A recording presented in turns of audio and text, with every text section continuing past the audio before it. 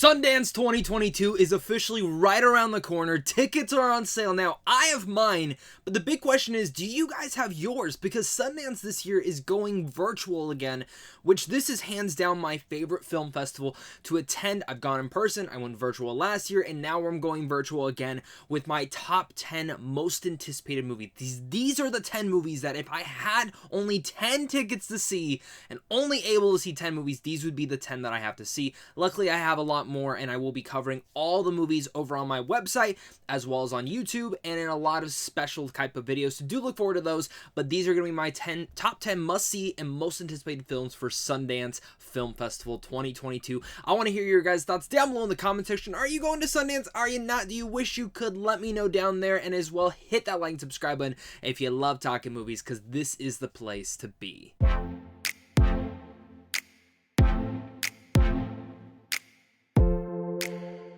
Coming down at my number 10 is 892. Now, the big thing of me wanting to see this one is John Boyega is the main star of this, as well as Michael Kenneth Williams. Rest in peace to him. What a fantastic actor he was. And the likes of Jeffrey Donovan is also in here. Now, all I have is what's on the IMDb page, and it says a Marine War veteran faces mental and emotional challenges when he tries to come back into civilian life. That's all I know. That's all I need to know. I have the cast. I have the synopsis. I'm really excited to see what John Boyega does, because I haven't seen him in anything since Rise of Skywalker, and I'm hoping that this is a fantastic performance from him, because he is an excellent actor. Coming down at my number 9, it is Emily the Criminal. Now, the synopsis for this one says, follows Emily, who gets involved in a credit card scam after being saddled with debt, what pulls her into the criminal and deadly underworld of Los Angeles. Now, I don't know anything else about this movie. I look at the IMDb page, all I saw was that Aubrey Plaza was in this. Every time she is in a Sundance movie, I get really, really excited, because most of the time it is fantastic. Ingrid Goes West, then you have Black Bear last year, and now this year's Emily the Criminal. That is what has me sold on this. Again, know nothing else about this, and you're going to pretty much, that's the basic thing. I don't know anything about these movies. Some of them I know a little bit more about. But overall, I'm really excited to see what Aubrey Plaza does, because she's a fantastic actress. Speaking of, if you still have not seen Ingrid Goes West or Black Bear, you should absolutely see those. Performance in those are top tier. Now, coming out my number 8, it is Am I Okay? Now, another star that usually comes to Sundance or a lot of the sort of festival rounds is Dakota Johnson. Now, of course, a lot of us know Dakota Johnson for the 50 Shades of Grey franchise, but trust me when I say this, she is a lot more than that. But I love that she's in this. I also love that Chrissy Clemens is in here, Tig Notaro, and this is about Lucy and Jane, who have been best friends their entire lives. Only when Lucy embarks on a personal journey will face a test of her friendship and her sense on a path she may not be entirely ready to take. Now, again, Dakota Johnson sold me on this, as well as Tig Notaro, who's starring in this, is also directing this alongside Stephanie Allen. So I'm really excited to see what the direction might be here from Tig, especially after her take in Army of the Dead, coming in to pretty much do reshoots for that entire film. It's going to be a blast. I'm really excited for this one, and I feel like this is going to be an emotional journey that I'm needing. My number 7, we have Alice. Now, Alice is a movie that I feel like the concept sounds like a film that we saw a couple years ago called Antebellum, and the concept for this is a slave in the antebellum South who escapes from her secluded plantation only to discover a shocking reality that lies beyond the tree line. Turns out there's a modern day society going on. Now, for me in this, that sounds exactly like Antebellum, which I hated that movie. I hated that twist. I thought it was a unique idea, just not executed in a great way.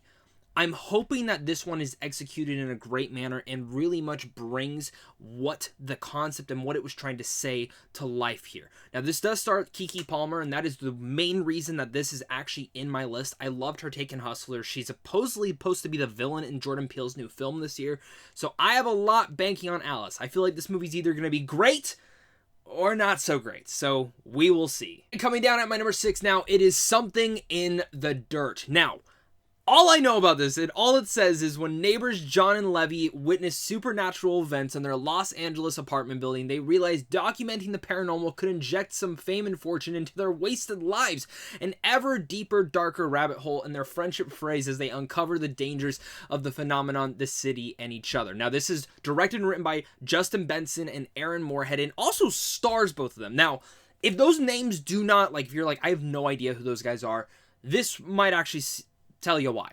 They are the directors and creators of the new Marvel series Moon Knight coming out later this year with Oscar Isaac and Ethan Hawke, which is my most anticipated MCU series and almost my most anticipated MCU thing for this year because I love the character of Moon Knight.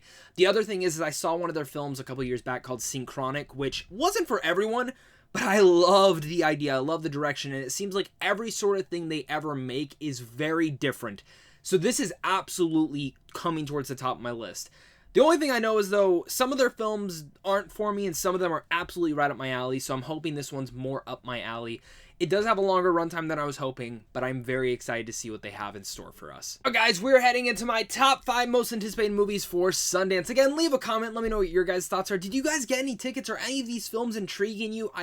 Trust me, Sundance is one of the coolest film festivals because a lot of these movies, if they're really good, you're going to hear about them for a long time. But of course, coming down at my number 5 is Cha-Cha Real Smooth. Now again, another film with Dakota Johnson, but this one has the likes of a young man who works at a bar mitzvah party host strikes up a friendship with a mother and her autistic daughter. Now this has also the likes of Leslie Mann in there, Odeya Rush, and a couple others that I've never really heard about. But Cha-Cha Real Smooth, first, really like the title. Second, really like the concept. And I'm just needing something like this for me. And I like putting this in my top 5 because of Dakota Johnson. Now, out of the two, Am I Okay or this one, there's something in my gut telling me that this is going to be the better film, the one to be more excited for. So I definitely grabbed the ticket for this one. But I don't know. There's just something special about this. And again, when I say Dakota Johnson, when she goes to Sundance, there's usually a lot of great stuff from her. And at my number 4 now, it is When You Finish Saving the World. Now, this was actually way higher until I started reading some of the other films. And then I'm like, okay, but this still had to be in my number 5. First off, because Jesse Eisenberg wrote and directed this movie. Second, it is an A24 film, so that already bumped it up. But third, when we're looking at everything, Emma Stone is actually producing this thing. She did a whole partnership deal with A24, and this is the first film coming out of the gate. You also have the likes of Finn Wolfhard and Julianne Moore starring in this, so that's already there. But it's a comedic drama that is about Evelyn and her oblivious son Ziggy, who seek out replacements for each other as Evelyn desperately tries to parent an unassuming teenager at her shelter, while Ziggy fumbles through his pursuit of a brilliant young woman at school. I don't know anything else other than that. But everything surrounding this, the cast, the crew, the people who are producing it, Jesse Eisenberg directing and writing his first film, all of that has me absolutely excited, and I cannot wait. Coming down at my number 3 is actually a film that's already been bought by someone, and that is from Searchlight Pictures, who had a lot of great movies over the last year. And the one that I'm more excited about this is when they pick up a thriller or a horror film, I typically know that it's going to be my cup of tea, like The Night House that they picked up a couple years back. But Fresh is their brand new film, starring the likes of Sebastian Stan and Daisy Edgar Jones, and it's written and directed by Mimi Cave and Lauren Kahn. Now, this is about the horrors of modern dating seen through one young woman's defiant battle to survive her new boyfriend's unusual appetites. I know nothing else, but the fact that it was already purchased, the fact that Sebastian Stan is starring in this, and the fact that he's probably going to go a little bit darker than we've ever seen him before, I am absolutely super excited to see what Fresh has in store for us. And coming in next, we have Duel. Now, this movie looks insane from the one image we have from the concept. The concept is a woman opts for a cloning procedure after she receives a terminal diagnosis, but when she recovers, her attempts to have her clone decommissioned failed, leading to a court-mandated battle duel to the death. Now, this is directed by Riley Stearns, who did a film that I saw back at South by Southwest back in 2019 called Art of Self-Defense. If you never got to see that movie, that was a really clever and unique indie film. The likes of also Jesse Eisenberg and a lot more, but that movie I feel like was very unique. It wasn't like personally like perfect for me. I thought there were some issues in here, but I saw the direction, the idea from Riley, and I was like, give him another film. Let's see where he goes next. And that is why I'm so excited to see Duel, as well as because Aaron Paul and Karen Gillan are the main characters of this entire story. Two of my favorite actors working right now, so count me in for this film. Of course, at my number 1, this has been my most anticipated film for a while since it debuted at Cannes Film Festival, and that is After Yang. All I know is that the director from Columbus, one of the most underrated movies of all time, wrote and directed this picture. It has Colin Farrell, it's an A24 film, it's sci-fi, and it's about it in the near future a family reckons with questions of love, connection, and loss after their AI helper unexpectedly breaks down. I don't need anything else.